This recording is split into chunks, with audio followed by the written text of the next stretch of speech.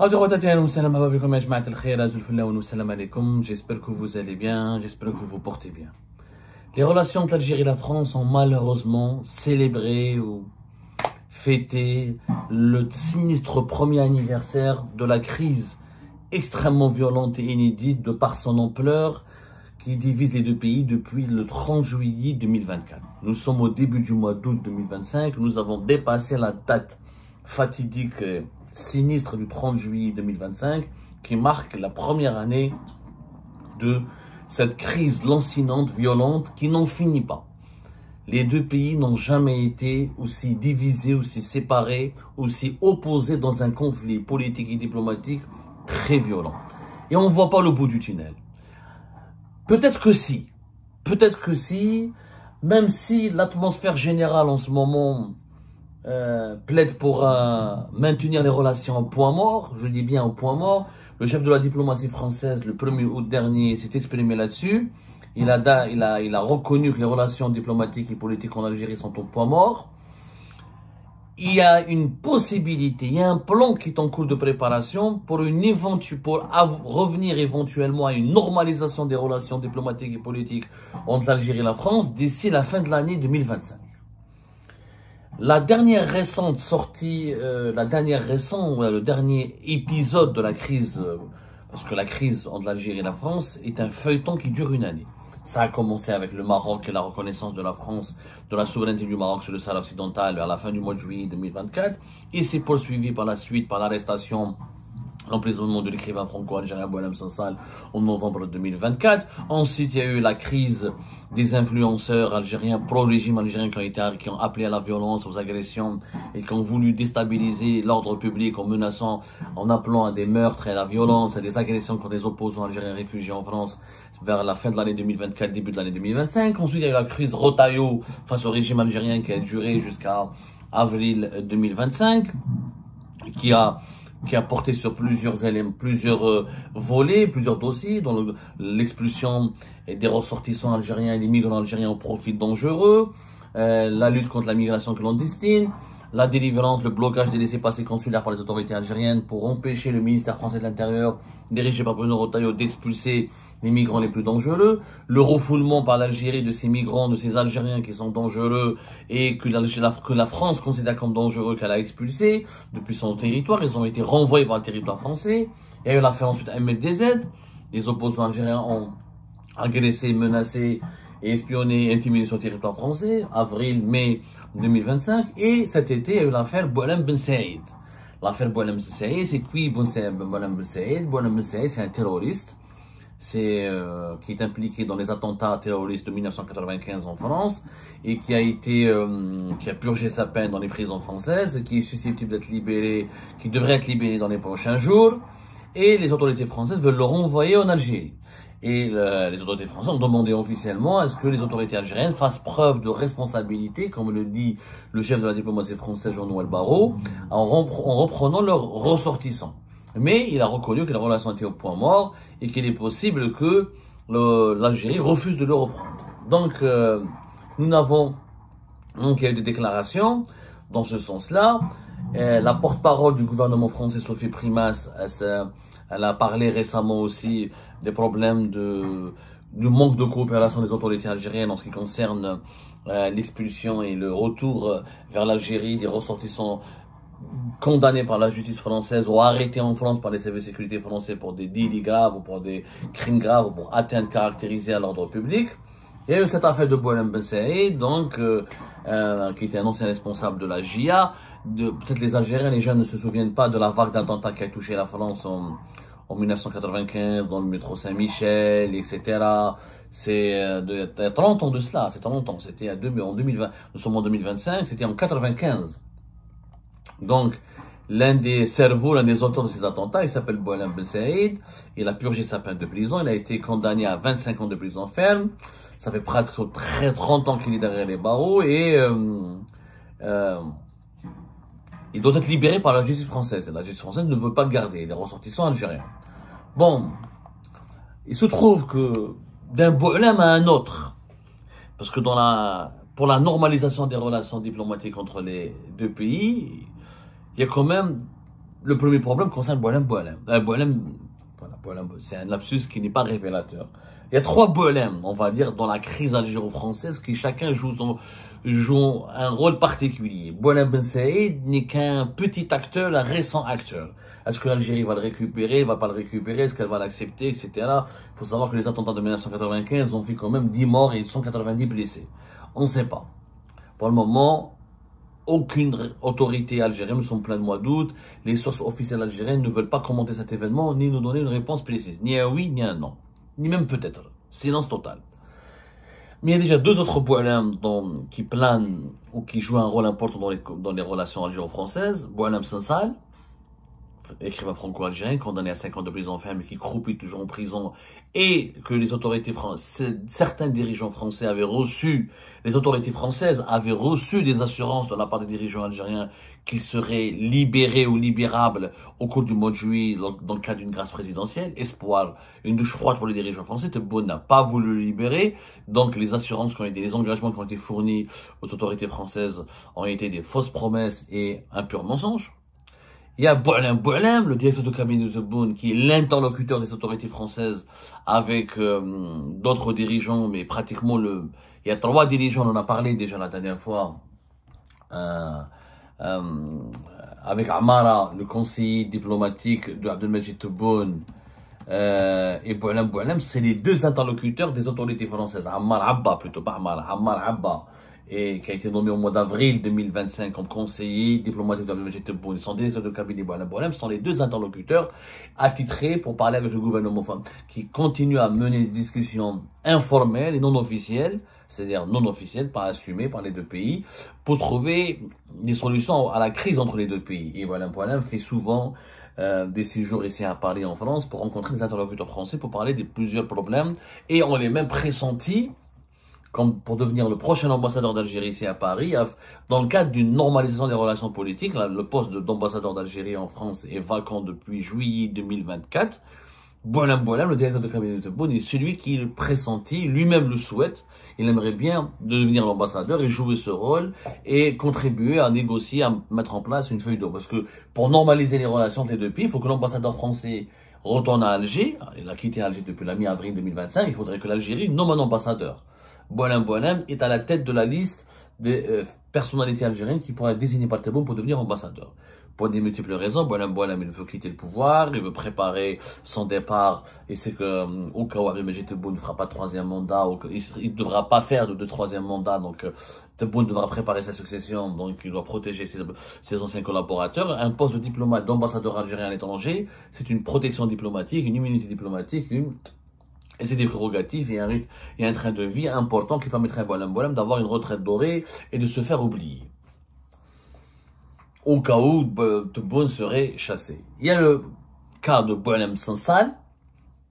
Alors là, parce que même si les Français valident comme accréditent comme Boualem Boualem comme ambassadeur, aucune feuille de route ne peut être mise en place sans trouver une solution au cas de Boualem Sansal. Boualem Sansal, pour lequel il y a une grande mobilisation, notamment au sein de la classe dirigeante politique française, et force de le constater, surtout au sein de la droite et de l'extrême droite, ou de ce qui qualifie par l'Algérie, par les autorités algériennes comme l'extrême droite, et qui beaucoup plus ici de la droite classique, conservatrice et nationaliste, à l'exception du Rassemblement national d'Éric Zemmour. Pour les autorités algériennes, en tout cas au sein du régime algérien, nous avons mené notre enquête, nous avons parlé à plusieurs sources, bien introduites au sein du régime algérien, bien introduites au sein du sérail algérien, et qui nous ont certifié qu'il y a un plan qui a été mis en place. Parce que la difficulté des autorités algériennes dans la négociation des relations, dans la négociation pour une normalisation des relations avec la France, c'est Boualem Sansal. Tous les autres problèmes sont résolubles. Le seul problème vraiment fondamental pour Tebboune maintenant, c'est que faire de Boualem Sansal. Les autres problèmes, tout est négociable, un compromis est possible. La gestion des laissez-passer consulaires, des compromis sont possibles. La question des opposants algériens qui sont réfugiés sur le sol français, des compromis sont possibles. L'affaire Ahmed des aides, des compromis sont possibles. Il y a Tebboune et les membres de son entourage, ou Tebboune et les dirigeants de l'État algérien peuvent trouver des compromis même en négociant durement, mais ils peuvent trouver des compromis dans plusieurs sujets. D'autant plus que l'espoir des dirigeants algériens est basé sur un éventuel changement du gouvernement français à la rentrée. Il y a une grosse crise politique ici en France qui se profile à l'horizon. Le gouvernement actuel de François Bayrou et de Bruno Retailleau, qui est pratiquement vice-premier ministre, qui a le rang de vice-premier ministre, pratiquement, de ministre d'État qui est l'un des cadres dirigeants des plus importants du gouvernement français actuel. Ce gouvernement français pourrait être censuré à la rentrée. Il pourrait tomber. Il pourrait tomber parce qu'il n'y a pas un accord sur la loi, sur la gestion du budget de l'État et qu'il y a des formations politiques françaises, de gauche comme d'extrême droite, veulent faire tomber ce gouvernement. Donc Emmanuel Macron pourrait, avant la fin de l'année 2025, serait obligé de nommer un nouveau gouvernement, un nouveau Premier ministre qui serait issu cette fois-ci de ses proches et il pourrait, selon les lectures qui sont faites, en tout cas par les dirigeants algériens, et les dirigeants algériens scénarisent leur comportement ou leur attitude à l'égard de la France en se basant sur ces éléments, c'est que Bruno Retailleau pourrait être partant. Il pourrait partir d'ici la fin de l'année. Si le gouvernement François Bayrou tombe, et est censuré, Emmanuel Macron ramènerait un autre Premier ministre. Il s'agit de Lecornu, Sébastien Lecornu, qui est l'actuel ministre de la Défense, si vous voulez. C'est l'actuel ministre des Armées, qui est très proche d'Emmanuel Macron, qui a totalement sa confiance, et qui pourrait devenir lui-même donc Premier ministre, à la place de François Bayrou. Et si François Bayrou, le gouvernement part, Bruno Retailleau ne resterait pas, puisque Macron imposerait le départ de Bruno Retailleau, il négocierait avec la droite, avec sa formation politique, la nomination d'un autre ministre à sa place, en tout cas, un départ de monsieur Bruno Retailleau. Ce qui constitue pour l'Algérie un soulagement. Pour l'Algérie, si Bruno Retailleau tombe, ça serait une victoire. Bien sûr, les dirigeants algériens vont essayer de nous faire croire que c'est grâce à eux, parce que c'est quoi le motif? Bruno Retailleau est le dirigeant français le plus considéré comme le plus anti-algérien, comme le plus hostile aux intérêts des dirigeants algériens. Son départ serait récupéré politiquement par les dirigeants algériens qui vont nous dire dans un récit totalement propagandiste que c'est grâce à eux, alors que ça n'a rien à voir avec l'Algérie. S'il part, c'est à cause d'une crise interne en France. Mais le départ de Bruno Retailleau va donner un motif important et précieux aux dirigeants algériens pour renégocier la normalisation rapidement avec la France. Parce que le seul obstacle en ce moment, c'est Bruno Retailleau, c'est pas Macron. Il n'y a pas de problème avec Emmanuel Macron. Tebboune n'a pas de problème avec Emmanuel Macron, Emmanuel Macron n'a pas de problème avec Tebboune.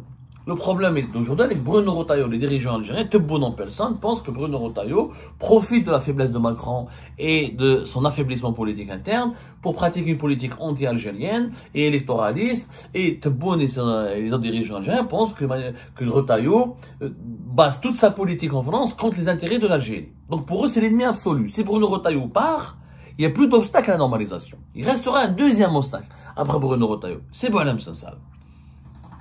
Pour le Boualem Sansal, les dirigeants algériens ont trouvé un plan qui est machiavélique. C'est quoi ce plan? C'est de libérer Christophe Glaise. Dans les échanges, dans les négociations qui vont avoir lieu entre Alger et Paris pour la normalisation, Tebboune et les dirigeants algériens vont proposer à la France un seul cadeau.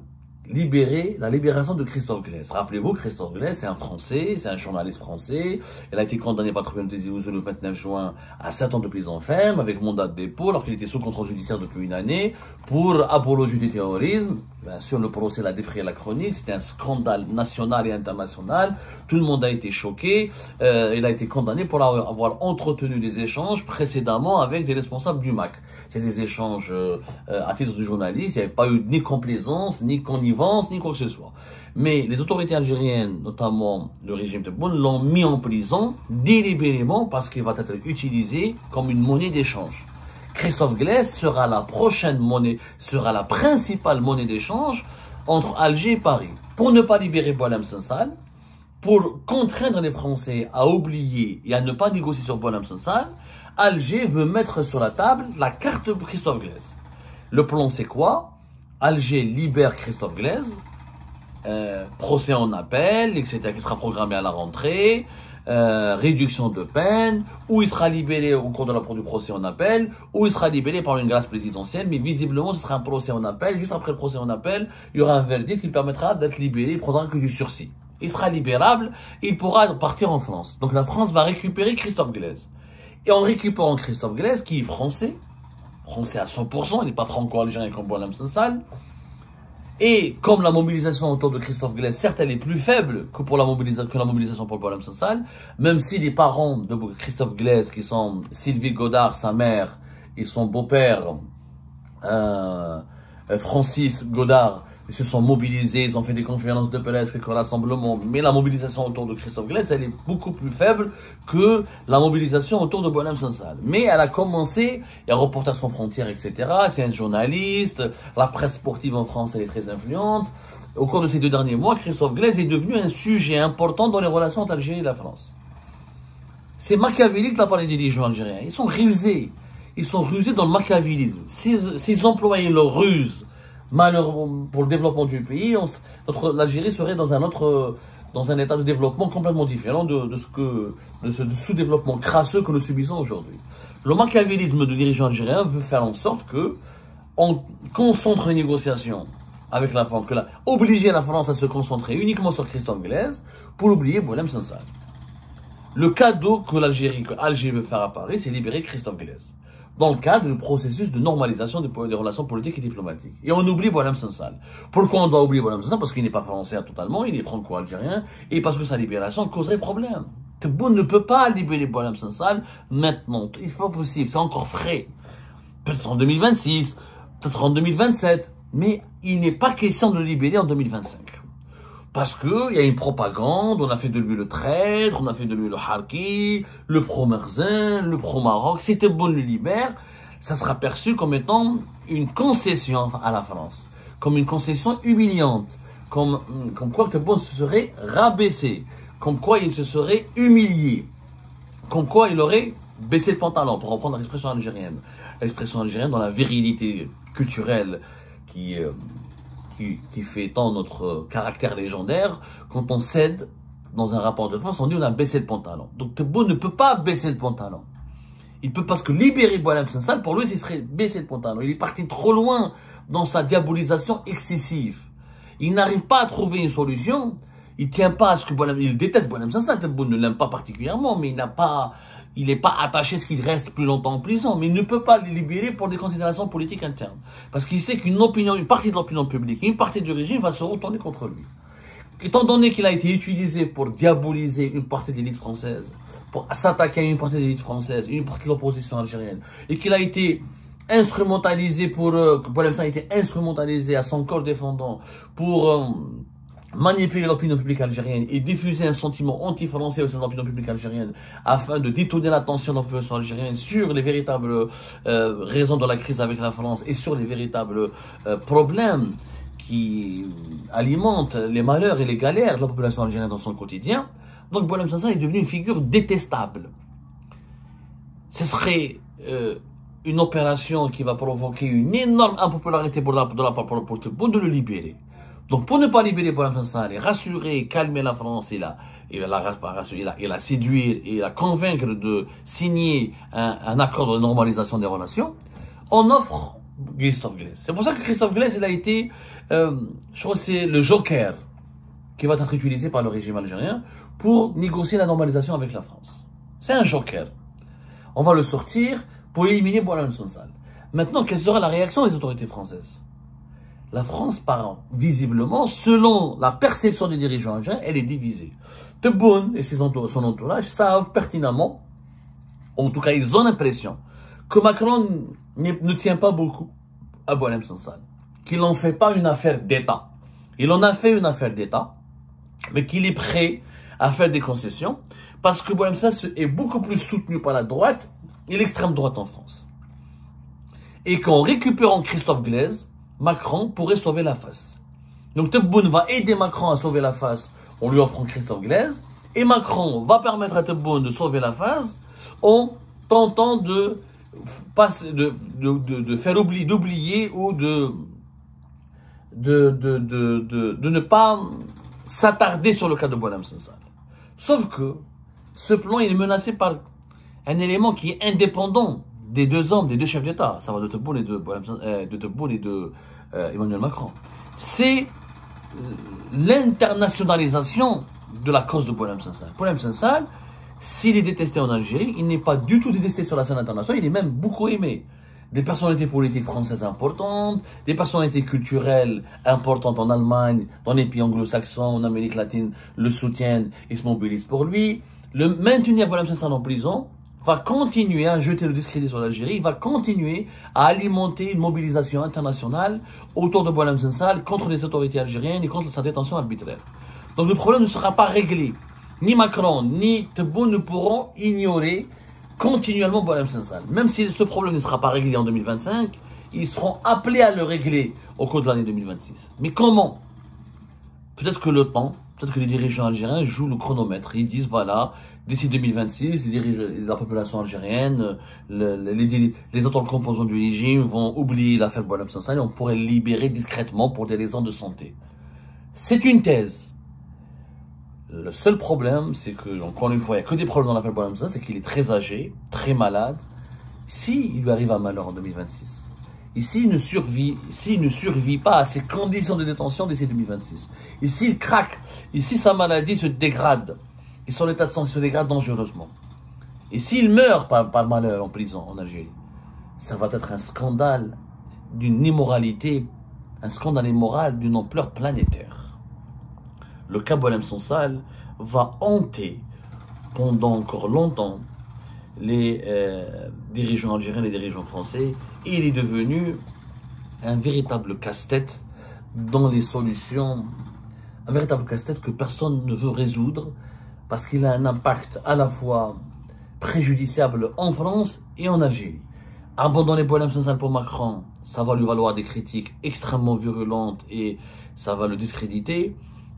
Oublier ou libérer, quoi faire pour Boualem Sansal. Tebboune aujourd'hui il est coincé dans le dossier de Boualem Sansal. Il le libère, il va décevoir, énerver et choquer. Il le maintient en prison, il va décevoir, énerver et choquer.